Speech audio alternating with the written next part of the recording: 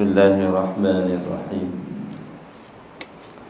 Alhamdulillah hamdan katsiran kama amar. Asyhadu an la ilaha illallah wahdahu la syarika lah. Wa asyhadu anna Muhammadan abduhu wa rasuluh. Allahumma shalli wa sallim ala sayyidina nabina Muhammadin sallallahu alaihi wasallam wa ala alihi wa ashabihi wa man sara ala hadihi. Assalamu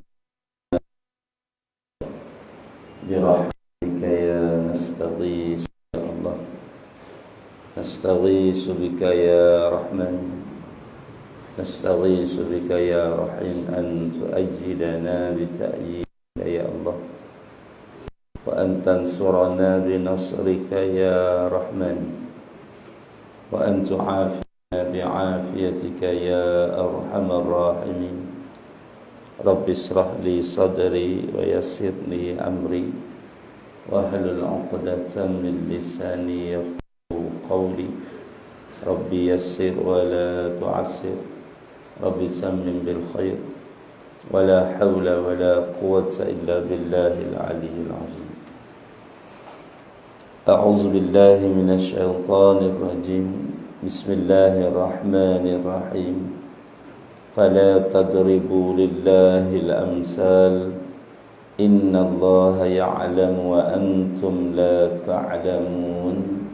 صدق الله العظيم. السلام عليكم warahmatullahi ta'ala wabarakatuh. Alhamdulillah, syukur kehadirat Allah subhanahu wa ta'ala atas nikmat kurniaan yang masih lagi diberikan atas kita dengan qadar-qadar yang kita miliki masing-masing. Ada yang sehat, ada yang sakit tapi sakit yang boleh, ada yang lemah tapi lemah yang boleh main. Semua tu nikmat yang Allah berikan mengikut apa yang Dia kehendaki. Dan yang dikasihi Allah, maka kita kena banyak berterima kasih, syukur dengan Allah Subhanahu wa taala. Salawat dan salam atas junjungan besar Nabi Muhammad sallallahu alaihi wasallam wa alihi wa sahbihi ajma'in. Amma ba'd. Yang dikasihi abang wan, tuan ngurusi saf kepimpinan, tuan-tuan muslimin dan muslimat yang dikasihi Allah. InsyaAllah dalam catatan saya ni muka surat nombor 9, sifat yang keempat, betul tak? Dalam catatan saya betul tak kawan? Sifat keempat no? Qala musannif rahimahullahu ta'ala wa nafa'ana wa iyyakum bi'ulumihi fi darainin amin ya rabbal alamin. Keempat, mukhalafatuhu ta'ala lil hawadis. Muka surat nombor 9, baris yang ke-7. Itulah baris ke-7. Kata tuan punya kitab yang mulia, artinya mukhalafatuhu ta'ala lil hawadis. Kita kena ingat bahawa perbahasan ini adalah merujuk kepada satu sifat yang jenis amrun i'tibari. Sifat ni dia cuma ada dalam zihin, ada dalam akal kita, tapi dia tak ada di kharij. Sifat ni sifat yang hanya sekadar tahu ada sahaja. Dia tak sama dengan sifat ma'ani. Jadi salbiyah ni hanyalah sekadar tahu ada dalam fikiran kita bahawa Allah Ta'ala itu adalah satu zat yang tidak menyerupai dengan sekalian yang baharu-baharu. Sama ada yang baharu itu adalah perkara mungkin, ataupun sama ada baharu itu benda yang telah diciptakan. Tentu tak sebut kata baharu merujuk kepada sesuatu yang asalnya tak ada kemudian jadi ada. Itu barang ini adalah sesuatu boleh ada dan boleh tak ada. Mungkin ada dan mungkin tak ada. Dan ketentuan mungkin itu berlaku di azali. Allah nak menentukan sesuatu benda tu, mesti ketentuan itu berkait dengan benda mungkin. Maknanya sifat iradat kerjanya adalah berkaitan dengan benda mungkin. Mungkin ini boleh ada, boleh tak ada. Adapun makhluk, benda yang telah diciptakan, apabila Allah buat, maka itu wajib ada. Asalnya hukumnya harus tak ada. Tapi apabila kita bercakap tentang benda baru, berarti kena pada benda mungkin dan kena pada benda yang namanya makhluk.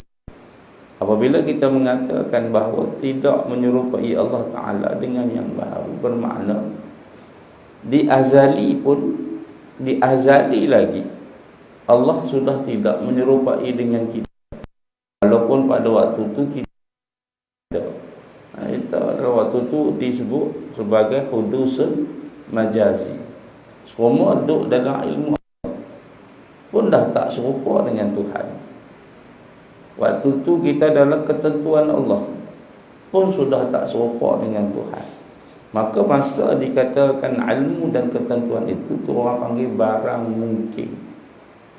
Adapun barang dah jadi ketika mana Allah dah mengadakan dengan sifat kudrat dia, itu orang panggil makhluk. Maka apabila sebut baharu, terkandung dalamnya dua tadi, mungkin dan juga yang kemudiannya nanti akan dipecahkan lagi kepada jenis yang gaib ataupun jenis yang nyata. Baik tuan-tuan. Jadi apabila kita bicara tentang satu sifat yang jenis amrun i'tibari ini, maka sifat ini disebut sifat lagi subut. Disebut sifat yang sungguh. Sifat yang bukan jenis ada tapi jenis sungguh. Nak letak di akal kita bahawa sungguh ada di Allah Ta'ala, iaitu sifat yang tidak menyerupai dengan makhluk. Oleh kerana ni cara Tuan Guru Fadail, maka perkataan ternabi itu adalah lebih tepat nak tunjuk makna bagi salbiyah. Maka ternabi tadi merujuk kepada tidak menyerupai Allah Ta'ala di azali lagi tak serupa, dan selama-lamanya lah tak serupa. Selama-lama yang tidak bermasa lah. Jangan kita fikir selama-lama bermasa. Kalau selama-lama bermasa ni maknanya ada yang menentukan dia tak serupa. Dan apabila sampai masanya, yang menentukan dia tu hendak dia serupa, itu salah lah. Maknanya selama-lama tu bukan dengan masa. Sebab zat Allah tidak terkait dengan masa. Baik. Oleh kerana ini salbiyah, maka perkataan yang lebih tepat mestilah kena letak tidak. Sebab ada lawannya tidak ada. Sungguh lawannya tak. Tuan-tuan, sungguh lawannya tak. Jadi itulah lebih tepat dengan makna intifa atau insalik. Artinya nyala wadis yang keempat, bukan sifat yang keempat pada urutan yang keempat. Kerana sifat Allah ni tak ada dulu, tak ada kemudian. Tentanglah menyalahinya, yakni tidak bersamaan. Itu murad dia, tak ada arti dia menyalahi. Kalau sebut atau menyalahi itu adalah arti. Maknanya kita ambil daripada bahasa Arab, kita baca ikut bahasa Melayu. Menyalahi Ta'ala, menyalahinya Allah Ta'ala akan yang baharu-baharu, sama ada pada perkara mungkin atau perkara yang sudah ada. Baik, yang sudah ada tu pula sama ada ianya gaib, perkara gaib, ataupun ianya perkara nyata. Bermakna Allah tidak menyerupai para malaikat dia. Allah tidak menyerupai dengan alam barzakh, itu gaib tu. Tuan-tuan, baik. Kesemua yang saya sebut baharu-baharu itu adalah bersifat, dinamakan dia dengan jirim. Itu orang panggil semua jirim. Kan jirim ni tidak sepertinya benda seketul. Itu kena faham tu. Jirin ni ma yatahayyazu bi nafsi, ma yatahayyazu bi nafsi. Diri dia berhajat pada ruang, pada tempat. Maksudnya dia ni jenis susun, jenis tempat, jenis boleh dilihat, boleh ditengok. Maksudnya jirin ni dia tidaklah sepertinya benda seketul. Ada jirin yang bersifat latif, jisim dia latif, dia halus. Sama ada seperti COVID-19 tu. Sama ada seperti bakteria tu halus. Dan dalam jisim latif tu ada yang gaib, ada yang halus. Yang halus tu dia bukan gaib. Kalau kita nak tengok dia, boleh kita kena tengok dengan teleskop. Dan kita buka teleskop tu, kita zoom tengok COVID-19 macam buah rambutan. Tapi jangan duk makan lah. Tengok nama macam buah rambutan. Itu COVID-19. Tapi malaikat ni zoom pun tak nampak. Kan kita ambil teleskop nak tengok malaikat. Atau mereka kata kalau ada lelaki perempuan di tengah-tengahnya ada setan tau. Kita pergi kat jantan yang betina, kita zoom. Hang tengok siapa? Nak tengok setan lah. Tak jumpa. Dia bukan barang hak boleh tengok. Dia ni bukan, sebab benda ni adalah benda yang kait dengan buka hijab atau tutup hijab. Adapun benda-benda halus yang bukan gaib, dia boleh tengok, tapi tengok kaedah lain lah. Tuan-tuan yang dikasihi Allah lah. Maka itu dinamakan baharu. Baharu tu dia setiap benda yang berjiri dia berjisim. Jadi berjisim ni sama ada jisim yang latif atau latif, sama jisim kasar atau jisim halus. Baik. Jadi kalau kata benda baru, malaikat pun duduk di situ.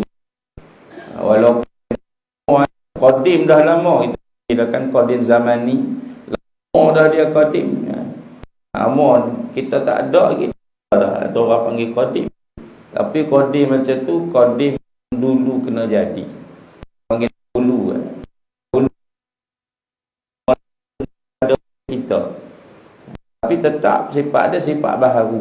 Walaupun dia ada lama dah ada. Tapi sifat baru. Dia tetap barang yang asal mula tak ada, kemudian dijadikan. Itu orang qadim zaman ni ataupun qadim idah. Ingat tak tuan-tuan tak?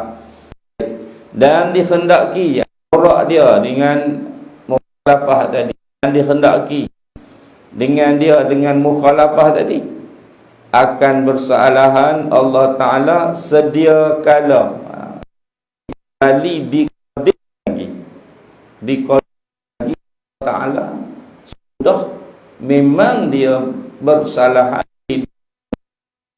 sekian yang baru. Tapi kalau kita sebut makhluk pun kita faham. Nampak sangat macam tak mengaji. Dan Allah bersalahan dengan makhluk, faham. Kita tak salah dengan dia. Tapi tak kita tengok dia mana lagi ni, dia cuma sekadar baca buku masa tiga kat tempat lah. Tak. Kita faham. Tapi sebenarnya yang lebih tepat adalah bersalahan dengan baru, diqadim lagi, azali lagi.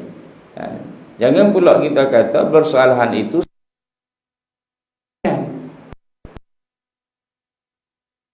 akan sekalian makhluk baru kita. Itu orang sebut menafikan, bukan ternafi. Allah, kita tak tahu cerita dia. Tetapi setelah dia menciptakan makhluk, maka baru sebenarnya itu orang panggil menafikan.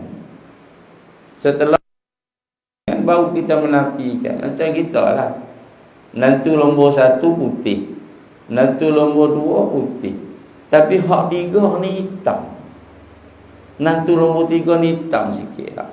Jadi orang ramai-ramai duk kata putih belaka, sebab mereka tak tengok lagi. Mereka duk ikut adat.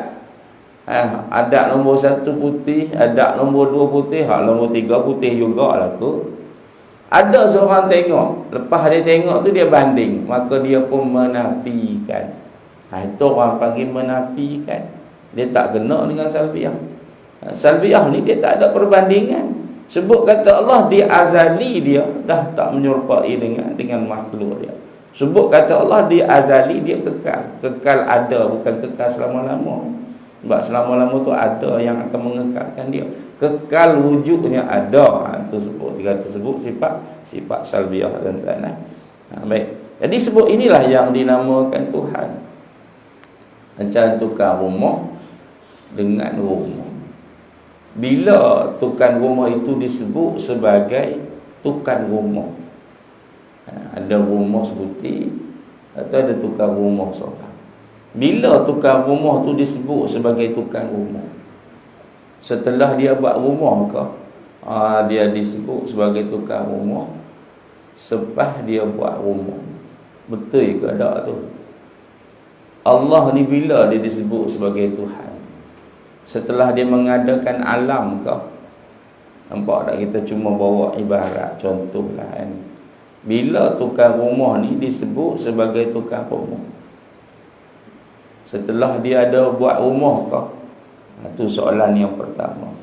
Maka kita guna perbahasan ini, contoh ni, bila Allah itu disebut Tuhan setelah dia buat alam ke? Kalau itu i'tikad kita salah lah. Adapun tukang rumah ni disebut tukang rumah sebelum ada rumah lagi.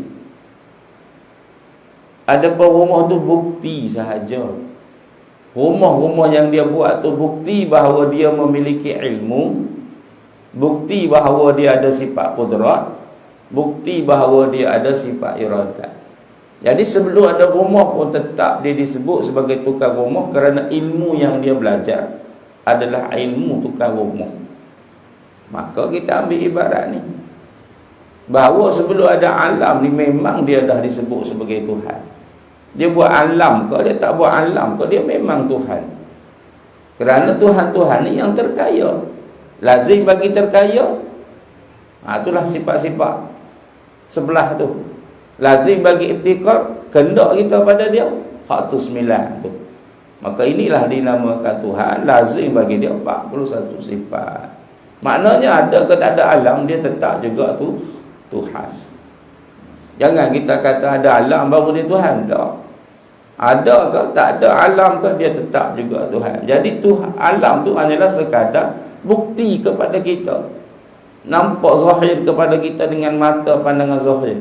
Tapi kalau tengok dengan pandangan hati, kita berani kita nak syirik kepada dia. Tak. Sebab tu orang mengaji ilmu suludin ni lazim dia tidak syirik. Dia kalau dia mengaji ilmu suludin syirik lagi, mana dia tak faham lah tu. Sebab itu pengajian ilmu ini bukan hanya sekadar tahu. Siapa-siapa mengaji sekadar tahu rugi. Tak ada orang dia tahu sembahyang tapi dia tak sembahyang. Sebab tu dia tak dapat kebaikan. Antara kebaikannya lazim daripada ilmu suludin adalah tidak syirik. Man yuridillahu bihi khaira yufaqihu fiddin. Kalau Allah nak bagi satu-satu kebaikan, tak kira lah pada siapa, apa benda hak dia mengaji, apa benda hak dia buat, apa benda yang dia buat amal, maka Allah bagikan dia faham. Jadi kalau kita mengaji suludin sekadar ambil tahu, rugi kita. Maka kita tak dapat kebaikan sebagaimana yang disebut oleh Nabi SAW. Dan kebaikan yang paling besar bagi orang yang mengaji ilmu suludin adalah hilang syirik. Kalau ada lazim, mesti ada malzum. Dia macam sifat ma'nawiyah dengan ma'ani. Ada lazim, malzum, dia ma'ani. Kalau kita mengaji sifat ma'nawiyah nanti, samalah kalau kita apabila lazim bagi orang hak mengaji sifat usuluddin, malzumnya adalah benda hak berlaziman. Lazim dengan malzum ni benda hak berturut-turutan. Lazim makan kenyang lah, malzumnya kenyang lah tetap. Ada. Itu dia panggil sifat berturutan, berekek ataupun macam mana istilahnya. Kalau badan dia tu sadu, kuat lah. Tu dia panggil berlaziman. Jadi kalau orang tu mengaji ilmu suludin, hilang syirik dia. Sama ada syirik kafi ataupun syirik jahili. Syirik jali jelas tak ada masalah, semua orang tak buat kan. Tak ada orang nak pergi sembah patung, tak ada orang nak pergi angkat berhala. Hak kita bimbangkan adalah syirik khafi, yang menjadi hijab antara kita dengan makrifah kepada Allah. Dia akan jadi dinding besar, tuan-tuan. Dalam kalau kita biarkan syirik khafi ni duduk dalam amalan kita, pemikiran kita, dia menjadi hijab yang cukup besar, yang menghalang kita untuk kenal Allah Ta'ala, dan dia tidak akan terbuka. Umpama cahaya, umpama gelap yang tiada cahaya. Kita duduk dalam gelap, gelap semata-mata gelap, tak ada cahaya. Cahaya tu pula akan ada dalam banyak keadaan juga. Ada yang malap, ada yang sangat terang, ada yang macam-macam cahaya. Ini situasi orang-orang yang duduk dalam syirik khafi. Sebab pandangan mata dia adalah pandangan zahir, bukan pandangan hati. Macam mana syirik ni? Contoh, kita ada duit, kita ada rasa duit itu kita dah cari dapat, kita tak nampak Allah yang beri. Contoh beginilah, saya main mengajar ni, contoh ni. Saya duk yakin dah lepas habis mengajar ni dapat hadiah kan. Tentang tak dapat hadiah ni, contoh lah, contoh dapat. Jadi keyakinan saya tu terletak pada pengurusi, keyakinan saya tu letak pada bendahari. Seolah-olah saya tak nampak di situ ada yang memberi bekas Allah Ta'ala. Itu orang panggil syirik khafi. Maka itulah yang menyebabkan kita terhijab dengan Allah. Ceklah amalan kita macam mana. Sebab aku kuat ni lah aku boleh main masjid. Kita tak nampak yang menyebabkan kita boleh mari ni Allah. Tapi bukan saya menolak yang kita ni, bukan saya menolak kita ni hilang ikhtiar. Tidak. Ikhtiar tu buatlah, lakum ma kasabtum. Buatlah ikhtiar tu. Tapi nak cerita, kena nampak bukan kita. Maka tengoklah dengan pandangan hati. Dia panggil dengan fu'adun, dengan ainun basirah. Tengok dengan pandangan hati, kan tengok dengan pandangan mata zahir. Kita tengok kita sihat sebab apa? Sebab kita makan ubat. Kita tengok kita kuat sebab apa? Kita ni suka berjoging, kita makan banyak herba. Kita tak nampak yang beri kita kuat tu. Kita sakit ni, kita tak nampak kenapa kita sakit. Hak kita nampak adalah sebab kita tersalah banyak makan. Kita tak nampak pemberi sakit tu siapa. Tuan-tuan yang dirahmati. Maka inilah sebenarnya yang menghijab banyak orang tak berapa nak faham ilmu usuluddin. Tuan-tuan yang dikasihi Allah, no? Jadi belajar ilmu usuluddin ni sepatutnya menjadikan kita hilang syirik. Sama ada syirik khafi ataupun syirik, sama ada syirik khafi ataupun syirik jali. Syirik jali ni jadi teranglah, terang nyata. Baik, tuan-tuan, patah balik pada pengajian kita lah. Di qadim, yakni sedia kala di azali, iaitu qadim yang zati lah, bukan qadim idafi atau qadim zamani, bukan sebab masa lamanya atau dulu kan. Kalau kita kata Allah ni qadim idafi, maknanya Allah jadi awal pada kita lah. Walaupun sifat jadi awal pada kita, tetap juga berhajat kena jadi. Maka itu orang panggil diri baru. Kalau kita mengaji sifat qadim, Allah ni bukan qadim idafi, bukan qadim zamani, qadim zati. Baik, maknanya tidak menyerupanya itu di qadim sedia kala. Sedia kala di azali. Lagi berkekalan bila sampai bila-bila. Tiada kait dengan masa. Berkekalannya adanya tidak menyerupai dengan makhluk. Kalau kita kata berkekalan dengan masa, berarti ada yang mengekalkan dia, tidak menyerupai. Apabila yang mengekalkan dia nak suruh dia serupa dengan kita, maka dia buat balik. Itu orang panggil tidak qadim, tidak berkekalan hendak dengan qadim zati itu. Itu dipanggil menyerupai juga dengan sebab ada yang buat. Macam syurga. Syurga berkekalan, tapi sebab ada yang hendak kekal. Syurga berkekalan dengan nikmat, sebab ada yang hendak berkekalan dengan nikmat. Siapa? Allah. Itu beza di antara berkekalan dengan Allah Ta'ala, berkekalan bagi perkara-perkara makhluk. Baik. Tuan-tuan, akan yang baharu-baharu, sama ada dia ghaib kah, sama ada dia fana kah, sama ada dia benda yang latif kah, sama ada dia jisim yang kasihnya, iaitu berkekalan, berbeza dengan yang baru. Artinya tuan-tuan kena tengok atas tu, dia punya dhabit tulisan tu, qauluhu, ketiadaan menyamai. Atas tu tengok sekejap sikit tuan-tuan. Dhabit kita tengok dhabit sikit. Qauluhu, ketiadaan menyamainya Allah Ta'ala akan sesuatu daripada makhluk. Makhluk tu kenapa? Benda yang Allah dah cipta dah. Sebab nak suruh kita fikir, tafakkaru fi khalqillah. Orang berfikir pada urusan makhluk ni, pada sifat-sifat Allah ni, pada kejadian Allah ni, dipanggil tafakkaru mahmudah. Ini orang panggil orang yang berfikir dengan fikiran yang baik, dan dipanggil sebagai sifat yang terpuji. Sebab tu kita kait kalau fikir dengan makhluk, atau orang panggil sifat terpuji. Tapi kalau kait fikir dengan zat Allah, atau orang panggil tafakkaru mazmumah, atau orang tu sifat tercela, memikir pada benda yang tercela apabila dia fikir tentang zat Allah Ta'ala. Tapi sains kata kalau orang banyak fikir, panjang umur. Tuan-tuan, kalau tuan-tuan nak panjang umur, kena banyak berfikir. Tapi fikir pada kejadian Allah, jangan fikir nak menikah dua.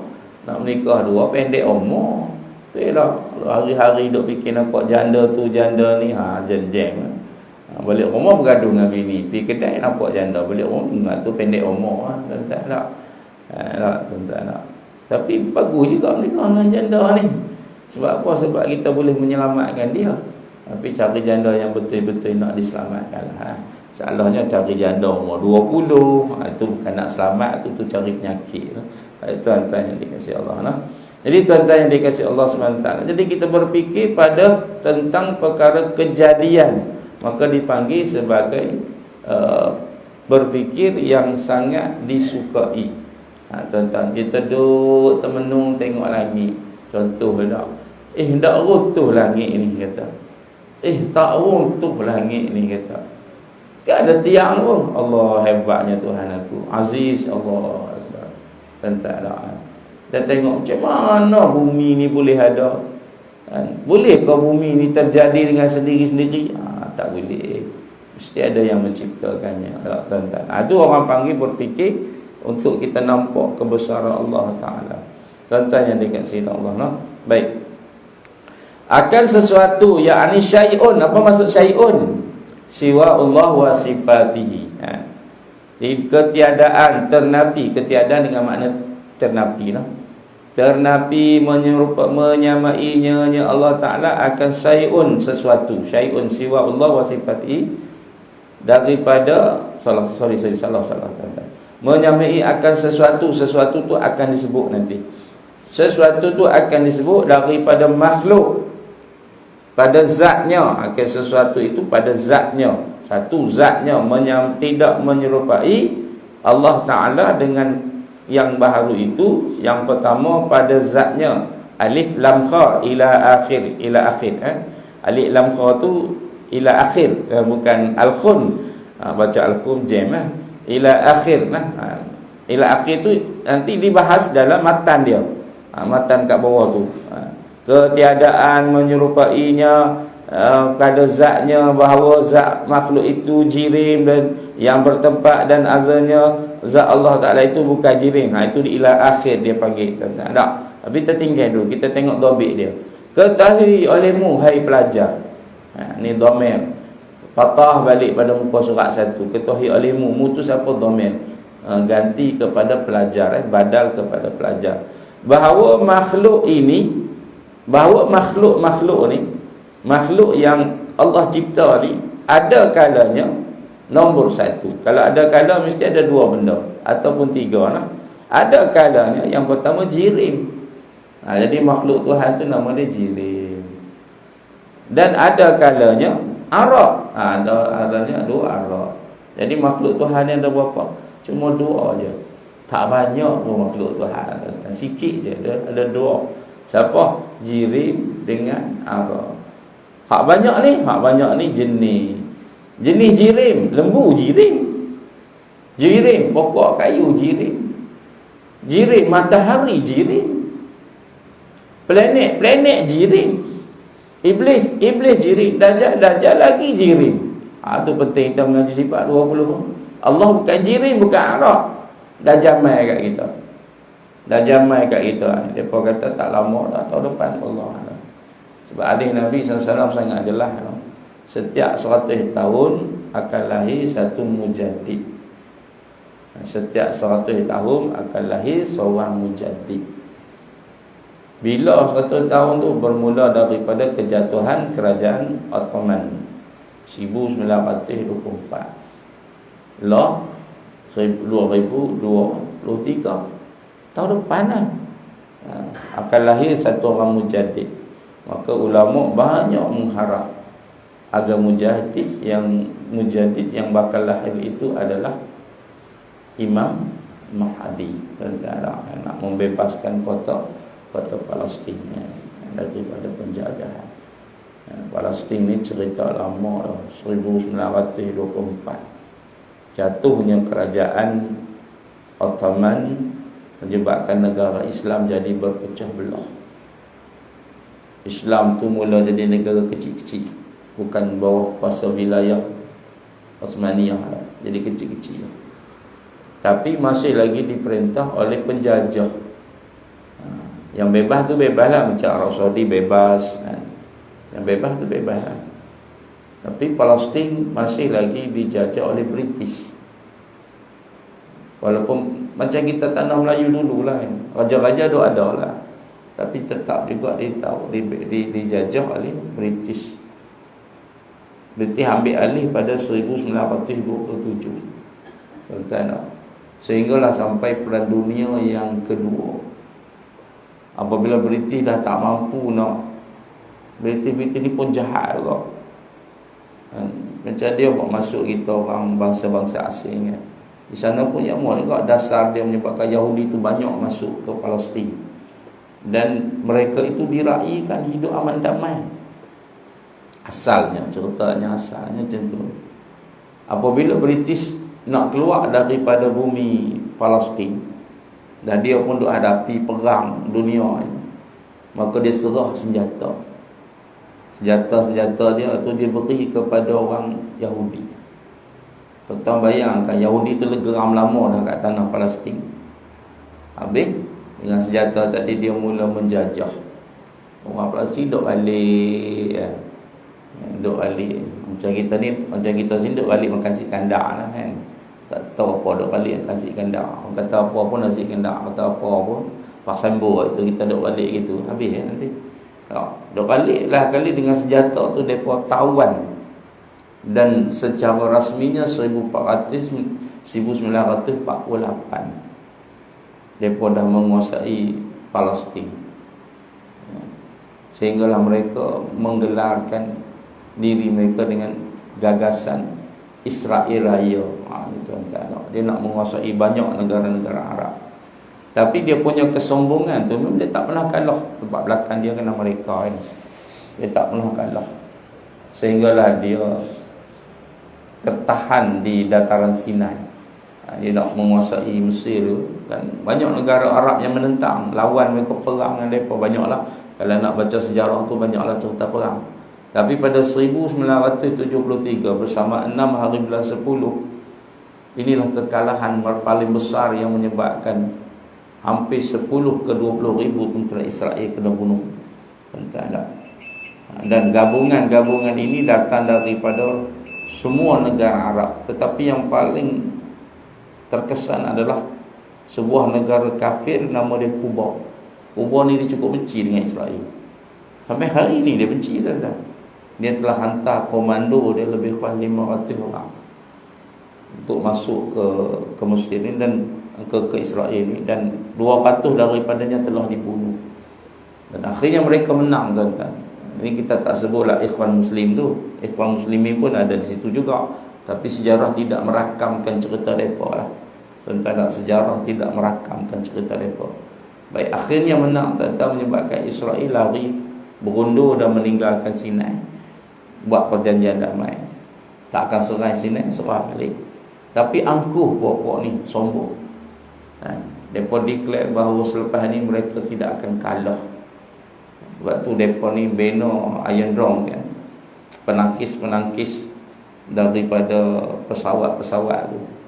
Bangga ya, apa saja pesawat daripada Israel ataupun Hizbullah daripada Palestin dan juga Hizbullah masuk, dia boleh tangkis. Itu kata mereka lah. Ternyata kesombongan mereka ini pada 50 tahun kemudian, iaitu pada 7 hari bulan baru ni, hancur lebur. Apabila banyak kem-kem tentera, pos-pos kawalan diranapkan oleh roket-roket Hamas tuan-tuan. Jadi puak ni dia mengkategorikan Hamas sebagai teroris. Hebatnya cara gerak kerja dia, propaganda dia, sehingga kan orang tak berani nak sokong Hamas kerana dunia menganggap Hamas adalah teroris. Kalau kita tengok serangan balas balik yang Israel lakukan tu, itu menyasarkan penduduk awam.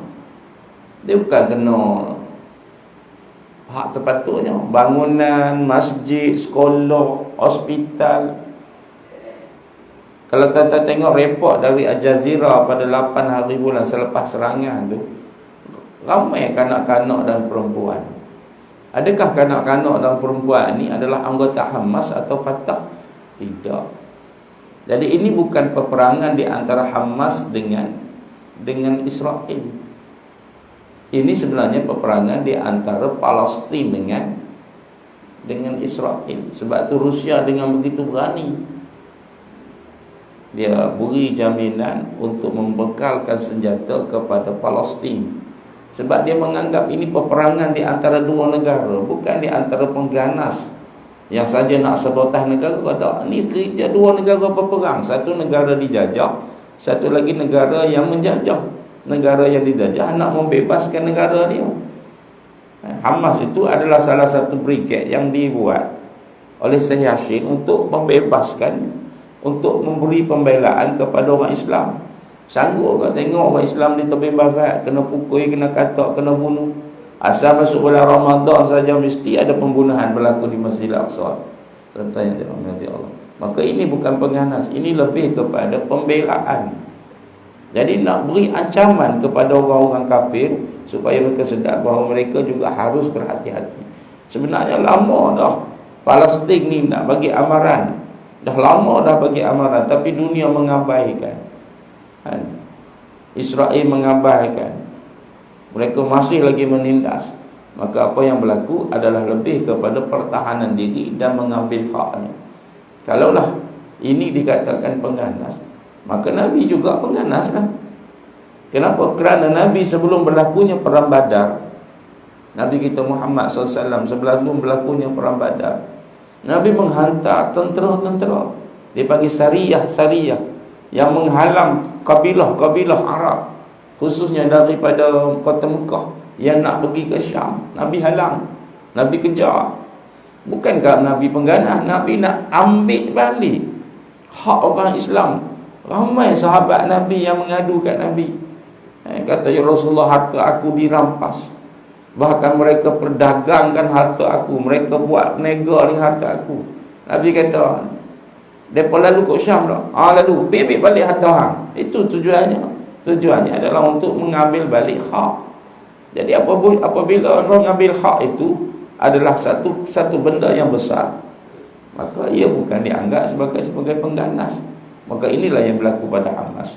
Tapi apabila Barat telah melebarkan pengganas, maka sumbangan tak boleh disalurkan. Nanti kalau disalurkan, dia jadi kita bersekutu dengan pengganas. Cuma kita lebarkan sumbangan kepada Palestin atas asas kemanusiaan. Itu saja yang boleh kita buka. Jadi kalau kata salur kepada Hamas, orang tu akan dikatakan pengganas. Tuan-tuan, inilah berjayanya propaganda Israel nak nak menghalang bantuan kepada Hamas. Tuan-tuan yang dikasihi Allah, nah. Jadi tuan-tuan yang dirahmati Allah, mudah-mudahan orang yang syahid itu dapat syurga.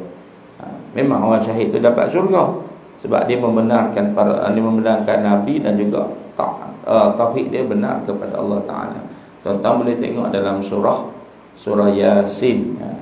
Dalam surah Yasin sangat jelas bahawa orang yang membenarkan para nabinya, walaupun orang lain menentang para nabinya, confirm dia dapat syurga. Tuan-tuan tengok ayat, saya tak ingat ayat berapa no? Allah sebut qila dukhulil jannah, masuklah kamu ke dalam syurga. Ayat sebelum tu wajah al-aqsal madinati rajulun yas'a, kisah satu orang lelaki yang apabila dia seorang saja beriman. Dia seorang dalam jutaan ribuan manusia di tempat dia tu, seorang dia. Tuan-tuan bayangkan Allah hantar dua nabi, mereka lawan. Fakazzabuhuma, mereka kata sesat nabi ni, bohong nabi ni. Fa'azzatna bisalisin, Allah hantar nabi ketiga. Makna kata umat ni memang ketegak sungguh. Allah hantar ketiga. Kita Nabi Muhammad seorang je pun, Nabi Musa dan Nabi Harun, dua orang nabi, tapi umat yang mengikuti dia ramai. Hak ni punya ketegak betul tuan-tuan. Dua nabi mereka tak pakai, seorang nabi tambah lagi 3 nabi. Memang ketegak sungguh.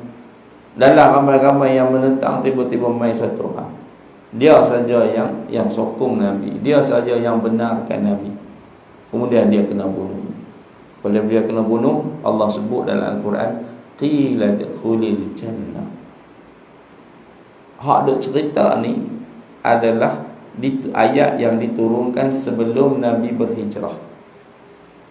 Allah tunjukkan kepada kita yang Allah berbicara dengan hamba-Nya di alam barzakh.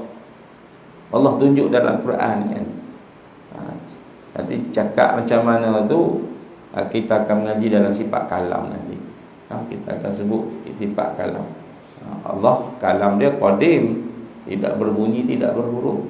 Tapi Allah cakaplah sebab dia ada sifat kalam, maka dia berkata-kata. Dia berkata-kata dengan siapa? Lelaki yang mati ni. Maka lelaki itu pun menjawab. Rupanya di dalam alam barzakh orang cakap. Kita boleh cakap tuan-tuan. Kan? Qala ya laita qaumi ya'lamu bima ghafara li rabbi wa ja'alani minal mukramin. Alangkah baiknya sekiranya kaumku juga mengetahui yang engkau telah berikan aku ini syurga. Kau berikan keampunan dan kau jadikan aku orang mulia. Rupa-rupanya dia bercakap tuan-tuan. Dia bercakap, dia cerita, Allah sekiranya kaumku nanti, orang yang lawan Nabi tu, orang yang nentang Nabi, orang yang bunuh orang beriman ni, kalaulah dia tahu yang, kalau dia membenarkan para Nabi sampai dia mati, Allah janjikan dia syurga. Sebab tu kita tengok mujahidin Hamas, dia tidak takut mati. Sebab dia yakin dengan janji Allah Ta'ala. Tuan-tuan tengok tak? Dia tak takut mati. Berani dia pelik pada orang. Tuan-tuan tak? Masuk dengan payung terjun, masuk dengan cara jalan darat. Kalau tuan-tuan tengok video tu, kat Israel tu duduk dalam kontainer, tak mau keluar. Takut nak tembak. Jadi askar yang diviralkan hebat, rupanya penakut tuan-tuan. Maknanya berani dengan orang yang tak ada senjata. Tapi apabila berhadapan dengan mujahidin Hamas, habis. Rupanya mereka penakut. Sebab itu dengan senang tentara Hamas dapat menguasai kamp-kamp tentera, merampah banyak persenjataan serta kereta-kereta kembar dan juga kereta-kereta ketenteraan yang ketika mana mereka masuk ke kawasan penempatan Yahudi dan juga kamp-kamp tentera yang dirahmati Allah. Sebab apa? Sebab mereka berani, yakin dengan janji Allah. Qila dukhulil jannah, masuklah kamu ke dalam syurga. Cuma kita tak bolehlah nak pergi kan. Sekarang ni kita tak boleh pergi lagi. Tapi tuan-tuan yang dikasihi Allah, ada satu hadis Nabi SAW daripada Maimunah. Dia tanya Nabi SAW, ya Rasulullah, gambarkan kepada kami Baitul Aqsa. Itu di Palestin lah ni. Nabi kata Masjidil Aqsa, gambarkan kepada kami Masjidil Aqsa. Nabi kata sembahyanglah kamu di dalamnya. Nabi suruh kita sembahyang. Ya Rasulullah, macam mana kami nak sembahyang? Tanah tu masih lagi dikuasai oleh Rom. Nak pergi pun belum tentu boleh.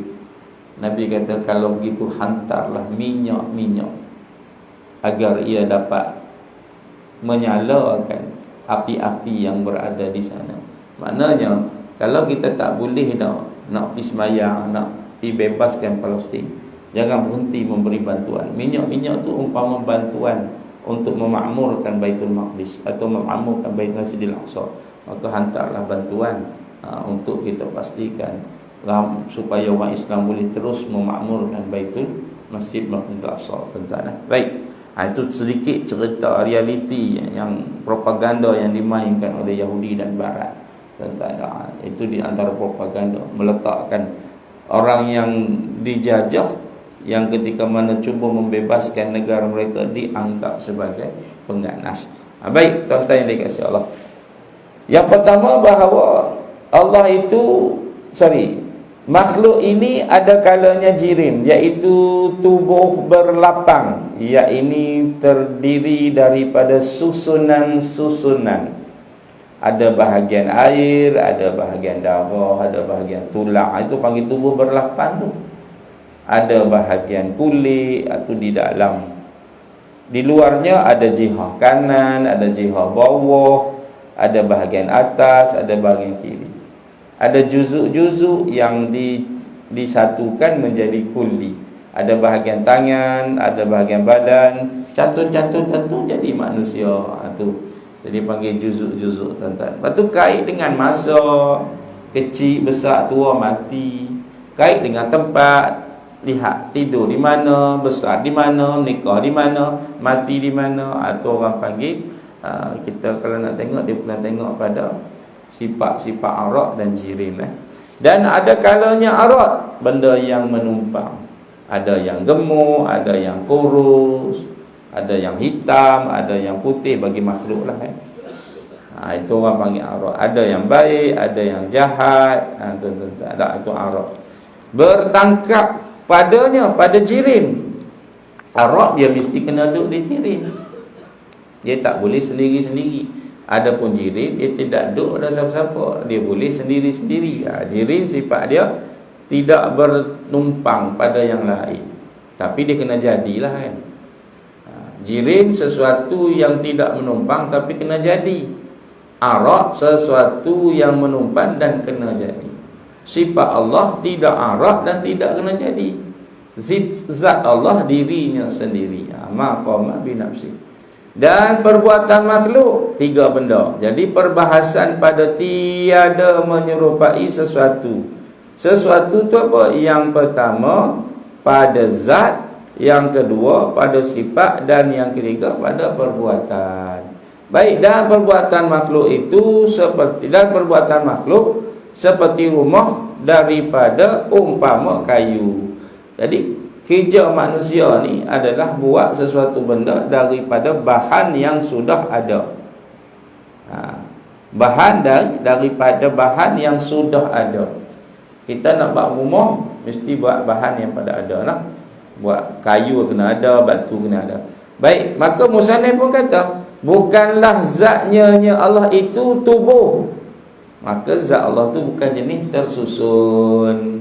Bukan ambil ruang, ambil lapang, bukan ambil masa. Sak kecil, sak besar ada, tuan-tuan. Maka tiadalah ia bertempat. Maka ia tidak kena pada tempat. Kalau benda yang berdiri, mesti kena ada tempat dia nak berdiri. Kalau benda yang duduk, mesti ada tempat dia nak duduk. Kalau benda yang tidur, mesti ada tempat dia nak baring. Maka Allah tidak bertempat. Baik, tuan-tuan lah. Itu satu musannif dia beritahu. Dan bukanlah sifatnya itu arak. Bukanlah sifat Allah tu menumpang. Ada di zat tapi tak tumpang. Macam saya ni, perkata saya ditumpang di saya. Tak ada saya, tak ada lah perkata saya. Itu orang panggil tumpang. Bukanlah sifat Allah tu seperti manis menumpang pada gula. Ada gula, ada manis. Tak ada gula, tak ada manis. Itu bukan gitu. Itu sesuai pada jirim dengan arak. Adapun sifat Allah ada di zat, tetapi dengan makna tidak menumpang. Tepatnya tidak bercerai tanggai dengan zat. Sebab tu apabila Allah itu qadim, zat dia qadim. Apabila Allah itu qadim, maka sifat dia qadim. Contoh yang dikasih Allah nak. Sifat itu bukanlah sifat-sifatnya, yakni sifat ma'ani. Itu arak yang boleh berubah-ubah, sak lemah, sak kuat. Macam kita 2-3 makan capitia tu, pelik. Ni tiap malam makan capitia dah.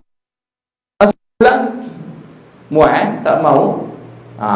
Tu iradat kita. Ada orang buat panggil panas teh ayam, ada istilah dengar. PUBG main. Esok tak main dah. Tu kita. Nampak tak? Ya, makna tidak begitu, tidak berubah-ubah. Kodrat dia satu, tapi satu tu selama-lamanya kuat. Iradat dia satu, tapi tak pernah luntur iradat. Tahu semua benda itu para ijaz. Dia mengajak orang nak tanya tak boleh. Yang bekong Allah tak reti lah. Kita ilmu tapi kita tak yang bertangkap pada jirim dan menumpangkan akan dia arak tadi, tak kira lah manis ke tua ke apa tu, pada memenuhi lapar. Hanya benda yang tiada daripada zat. Jadi Allah tu apa? Hanya benda yang tidak bercerai daripada zat. Sifat Allah sesuatu yang dari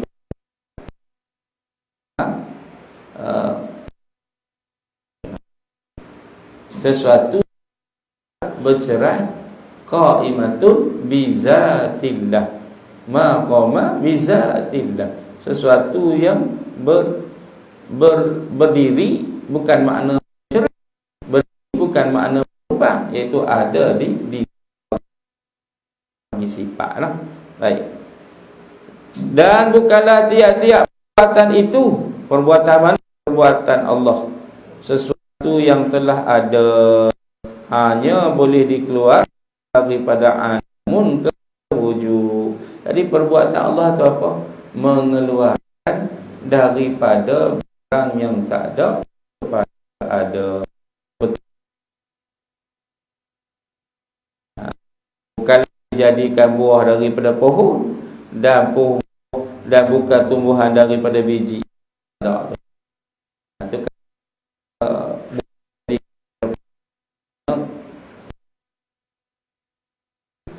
kena ada